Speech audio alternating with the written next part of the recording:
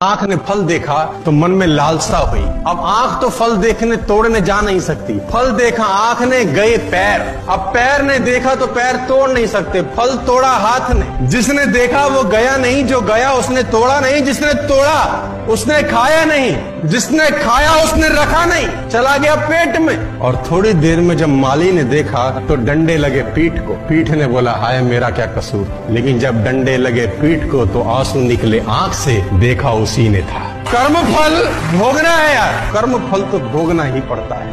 आप सोचो कि कुछ नहीं है तो खाता चल रहा है, उसका खाता बड़ा शानदार है, उसके खाते में 0.00001% एरर नहीं होता।